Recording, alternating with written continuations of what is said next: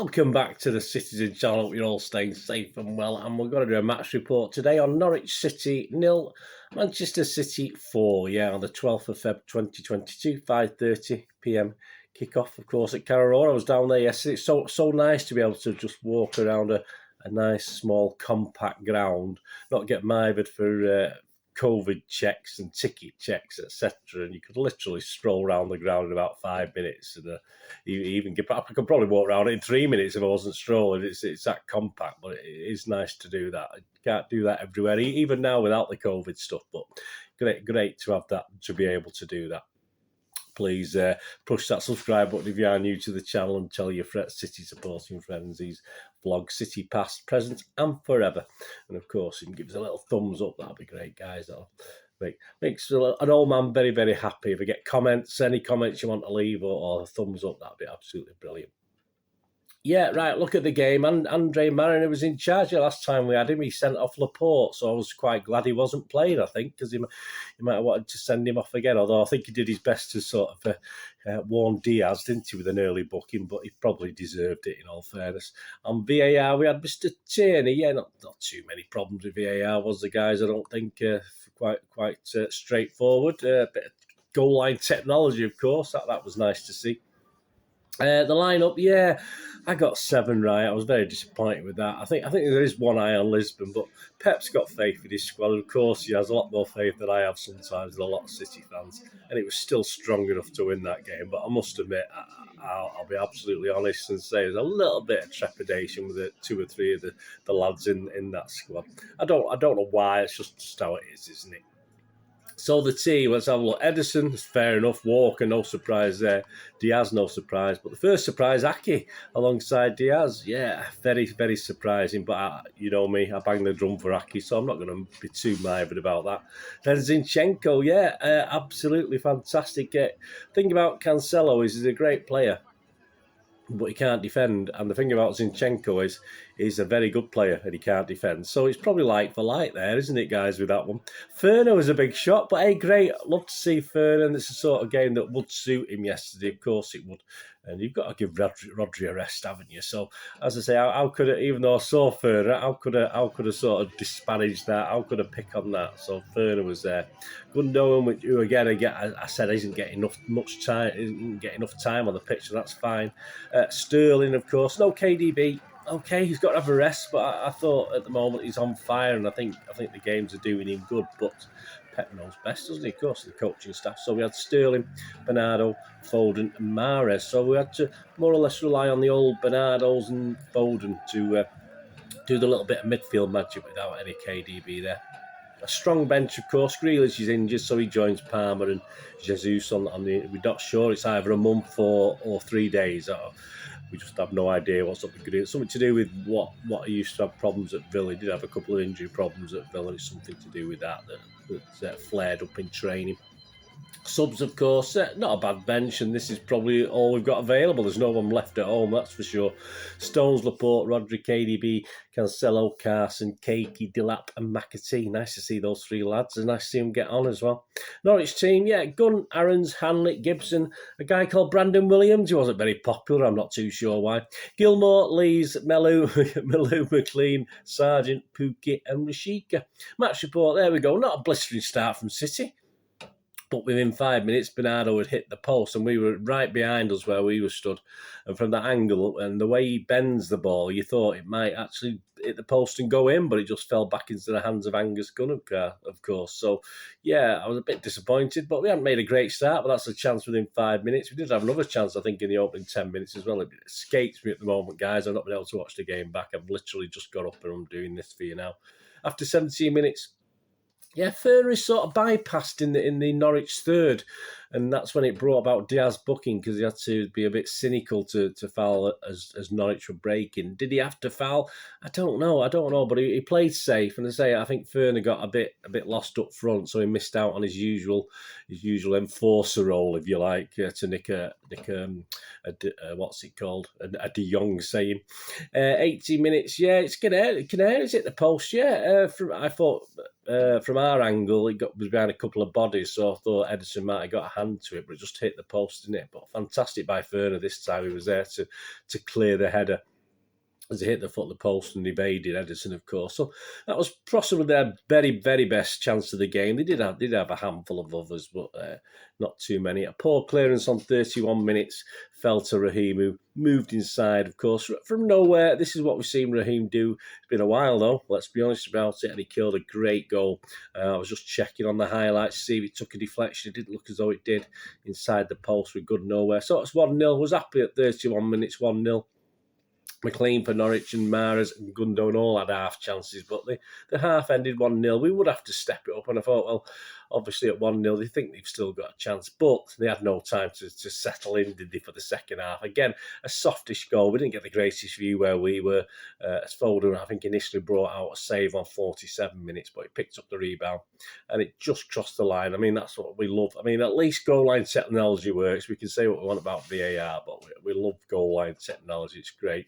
And celebrations, perhaps a little bit muted. A lot of people hadn't come back from the bar at half time. Certainly younger, noisier ones. Yeah, it was 2-0. Pretty much game over. Norwich's heads went down then. 53 minutes, Aki almost made it 3, but he sort of stretched out foot from a headed-on corner. Went just over, didn't it? It would have been nice for Aki to score yesterday. 70 minutes, it's 3-0. A Foden cross, brilliantly, beautifully headed back by Diaz to a grateful Sterling sniffer at the far post, and that's where I like to see him sometimes, where he's not got a much chance of missing, and not much chance to think about it, where he just has to hit it straight away, and he headed it in unchallenged, of course. 3 subs for City then, just to really, at 3-0 it was over, definitely over. James McAtee for Bernardo on 75, Liam Delap for Foden on 80, and Keiki for Mahrez on 83. So 3 great substitutions. The guys didn't really get into it for that last period, but enough time for Delap to make his presence felt. He was on 89 minutes. Handy, sort of clumsy. I mean, I think the manager was having a whinge about it, but you can't just run into people in the box and say it's not a foul. At the end of the day, it's a foul, whether it's just clumsy or badly timed. I mean, it was just clumsy, and it was a pen. I've not looked back at it from different angles, but from what I saw, it was definitely a penalty. So I don't know what the whinging was about, to be honest with you. I was looking around for Mahrez and forgot he'd gone off. So obviously, Sterling was the obvious guy on a hat-trick. Someone said he should have let Delap take it, but no, I probably agree with Sterling. And we weren't overly excited by Sterling stepping up, and he needed 2 bites of the cherry, didn't it? A good save by Gunn. Perhaps he could have saved it. Again, I've not watched it back. Perhaps he could have saved it and palmed it out of danger, but obviously straight back to Raheem, who seemed to have ages to actually just put it in with his left to complete his perfect hat-trick, they call it, don't they? Left foot, right foot, and a header. So well done, Raheem. He also got booked, didn't he, just after that for a clumsy foul in the closing minute. So not the perfect day for Raheem Sterling, but not too bad. The stats, 8 shots for Norwich, 3 on target. I don't particularly remember the 8. I probably remember a 4 or 5, but nothing outstanding. 22 for City, 9 on target. Again, okay-ish, not brilliant. Possession, 72% for City, no surprise there. Pass completion, 75% for Norwich. City up to 90%, which I like. I like up to 90. I like the 90s. I don't like the 88s, 89s. I'm a perfectionist, so 90% will have to do. Right, the ratings. Stuart Brennan is doing the evening news one. I'll do my own. I'll start at 6.5. As I said, I've not had a chance to watch the game back, guys. So this is my impressions from being there. It's not always the greatest. The view was all right. Yeah, you would have seen some images coming up on screen. Not a bad little view. You're all right at Norwich as long as you're not too low down. It's fine. Right, on to this ratings then. Edison, I'll give you Stuart's thoughts and then anything I add or I agree or disagree. Edison, a couple of sharp saves, says Stuart, but his best moment was racing on to become an inverted midfield goalkeeper. Yeah, so give him a 7. I'm going to give him a 7. I totally agree. There's a great image on the social media of him sort of halfway up the pitch and Norwich and City players behind him, which has happened before, hasn't it? So it's no surprise to us. Kyle Walker, Stewart said, headless moment or 2 early on, but he sharpened it up and his pace was effective against counters. So just give him a 6. Yeah, I'll give him a 6.5. I thought his pace was in evidence. Yeah, he tried very hard. Yeah, I think he's trying to get back in the good books. Of course he is. He's going to miss 3 Champions League, or 2 this season. 1 might be carried over, depending on how we do. But in evidence... 3 or 4 times with this pace of his. And I don't worry too much about the pace of the attackers. And Norwich were quite pacey when we've got Walker around, because I know he can get back, and he did okay. So I think Stuart's a bit mean with 6. I'll give him 6.5. Ruben Diaz, glad of Pukki's early offside as he dallied, but kept City pressing forward and even claimed the assist. Yeah, it was a bit awkward that early on. Pukki wasn't much of a force all game, but he obviously had that early opportunity. But as I said, I think he was offside as far as I can see. Stuart's given him a 7. I've given Ruben a 7 as well. He must have had Stones' boots on. He must have borrowed those for that slip the other day, because he seemed to be a bit clumsy and slipped a little bit himself. But not much wrong other than that, and a great assist for Sterling, of course, later on. Nathan Aki, Stuart said, proved he's more than just a distant fourth choice with a solid, assured display. Yeah, well, I've said that for a while now. We've got 4 great centre halves. All right, he's not put up there on a pedestal with the other 2 or 3, but yeah, he always does it for me. Stuart's given him a 7. I'll give him a 7.5. I thought he was the best of our back 4 yesterday, in all fairness, even allowing for Diaz. Zinchenko, Stuart said, a constant source of chances and danger for City, different to Cancelo, but highly effective in his own way. Yeah, so he's given an 8. That's a high score. Yeah, I've given him a good score. I'll give him a 7.5. Not as flash as Cancelo, but he's equally as bad defending. Got caught wrong side a couple of times, which Cancelo does, but did fine, did really well, did everything right going forward. We'd say not as quite as flash as Cancelo, but did some great stuff, some good work up that left-hand side, especially with Raheem.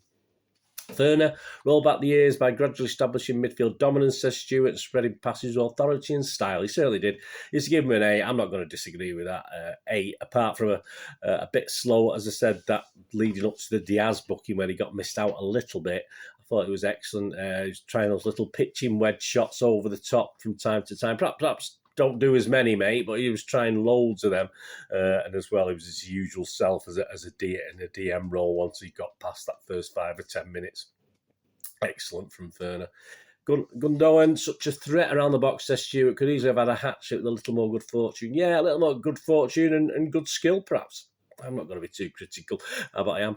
Stuart said 8. I'll give him a 7.5. Yeah, very, very busy. Not spectacular as you'd expect, but as Stuart said, he could have had 1 or 2 goals as well, which is what we want to see from Gundogan when he's playing.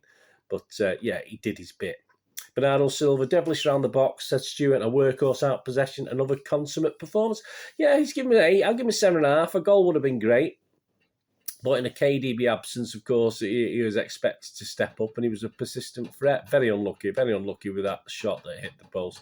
A little bit sort of quiet the second half before I think he went off, didn't he? But yeah, again, did what he had to do given the opposition. Riyad Mahrez, Stuart said, didn't go seeking his record break, equaling goal, happy to play his role and stretch the Canaries' defence. So Stuart's given him a 7. I'll give him a 7. I'll agree with that. Pace of the game suited him ideally. He was always an outlet. As I say, we didn't do anything overly pacey, and he was always there on hand to try and supply that cross or that pass. Foden snapped up a goal, says Stuart, had a hand, a couple of others. Central role is sacrificial in some ways, but he's still influenced. Yeah, I'd agree, and I think considering that limitation, Stuart's given him an 8. I'm going to give him an 8 as well. A bit better today, considering that's not where he wants to play. And of course, Bernardo benefited from no KDB, and so did he. So did Foden. He was a bit more lively, a good goal, and very, very busy. Raheem Sterling, we'll finish with Raheem. Stuart said, not affected by early misses, ran errands ragged, and nabbed a perfect hat-trick. He did. So Stuart's given him a 9. Well, what can we say? That's a great score. I'll give him an 8.5. I mean, what can you do? He scored a hat-trick. All right, his third was a little bit fortunate. Not everything came off, but he certainly worried the Norwich defence every time he got the ball. So I'd be churlish not to give Sterling the highest mark. And you know what I'm going to say in a minute, don't you? James McAtee for Bernardo, 75, no time. Liam Diop, again, no time to mark. And Keiki, no time to mark. My man of the match, yeah, it has to be, doesn't it? I mean, I can look around other places, and I thought Aki had a fantastic game. He's probably my runner-up. But yeah, I'm going to give Sterling. Has to be Sterling, man of the match. If anyone else but Sterling, you're just being a bit Or, it's got to be, hasn't it, Sterling? Overall record now reads, we played 31 at their place, won 10, drawn 15. So a lot of draws there and lost 6. We scored 46 and let in 37. And the top and bottom of it, as at 9 a.m. on Sunday the 13th of February, yes, City top, 12 points clear of Liverpool, 2 games in hand, a 6+ goal difference, which is nothing with 2 games in hand. That can be wiped out in those 2 games anyway, if they win them. Yep, I'm not going to say any more than that. We'll talk about that on other shows. And Norwich, yes, sit 18th, play 24 on 17 points. Above them sit Newcastle with a point more, but they're playing, they're getting victories now, aren't they? And play 2 less than Norwich. So obviously, they're pretty, unless someone gets dragged in, they're struggling. But again, we'll say more on that. Watford are 2 points below them, of course, with a game in hand, but they've got to win it. Then no guarantees of that. And Burnley are bottom with 4 games in hand, 3 points behind. But if they get a point a game, because they're only drawing them at the moment, and lose one, I mean, there's no guarantee Burnley will overtake them at the moment. So what about Norwich going forward? Well, yeah, they had a couple of opportunities against us. You're not going to play a Premier League team, no matter where they are in the league, and not give up opportunities, because that's what football's like. But they were never going to get much. And City were sort of 2nd, 3rd gear. They never really got into 4th or 5th gear, and were still good enough for this, as you would expect. With for me, a slightly weakened team. It's not our best team by 4 or 5 players. We'll talk about that in a minute. They've got Saints and Liverpool away next. Not going to get much from those guys, are they? And Brentford away, Leeds away, and Chelsea at home in March. Obviously, they've got an FA Cup game as well as Liverpool, but I think they've probably written that one off. We'll be surprised if they get more than 1 point from those games, from the next 5. So that doesn't bode well, does it? So by the beginning of April, depending on how Watford are doing, because they're on a bit of a slide as well, they could well be bottom again, or next to bottom if Burnley don't pick up a couple of points from their games. And Watford in poor form. Steve Smith, he had a brief flurry, didn't he, with the last handful of games. I think they won 4 out of 5. But he's yet to work any miracles, and safety is a long way away. He's getting a couple of guys back from injury, but not enough. And the rest of February and March, I think, will have a big say in Norwich's fate. That's how it is. Do I like Norwich? Yeah, I don't mind Norwich. It's sort of do a bit up and down at the moment, though, isn't it? A bit like teams like West Brom, when they come up, they go back down. Norwich have to find some sort of formula to stay up, stay in that division, because it's a nice club. I say it's a nice place to go. City going forward, yeah, we rested 4 or 5, didn't we, for Lisbon? And it worked. Pep knows what he's doing. I would say in for the Lisbon game, into that team, so 5 players are going to drop out, are Cancelo, Laporte, Stones, Roderick and KDB. Obviously, we know Walker's going to drop out. We know Ferner's going to drop out. We probably know Zinchenko's going to drop out. I'll leave the other one to you to think, guys. But there's 5 guys who are going to play against Lisbon that are not in the team yesterday.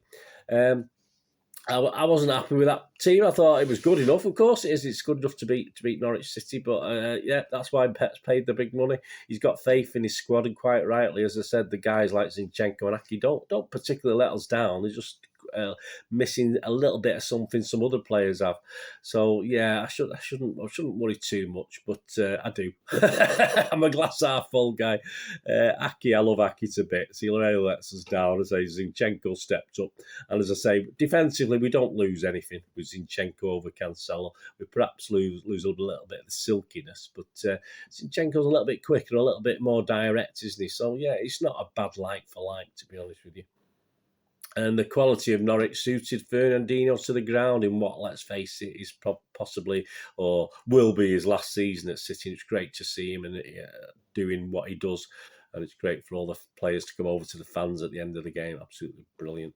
Pep's a genius. Yeah, absolutely. He's a genius this week. Let's see what he is after Tuesday's game. But on to Libson. If you're going there, guys, stay safe and come back safely, please, and give the lads a shout for us who can't get over there. And no doubt, hopefully, Pep the Genius will be at it again, but we'll see. So join me. I'll do a preview of that game. No history show this week, guys. Obviously, I could have done one, but obviously time limitations. There's just so much happening at the moment. I didn't have time to do a History Boys feature. Still very busy now, even after, obviously, you lose. We go into matches as well. You lose a day and a half recovering, etc. So someone at my age, I'm struggling a bit, so bear with me. No History Boys show, but there will be a preview show, which hopefully will be out the same day I'm doing this. So there will be one on there before Monday. And of course, join me for the Odds Show. We had more money for the charity last week, so let's get a little bit more again this week and give me your support on the Odds Show for the charities. That'll be absolutely brilliant. Anyway, thanks for watching, guys. Please, and whatever you're going to do with your rest day, have a great one. Look after yourselves, look after your friends, look after your families. More important, let's all look after each other. So we meet here again on the Citizen channel. I only ask one thing, don't I? Please stay safe, Blues. Come on, City. Thanks for watching. Bye for now.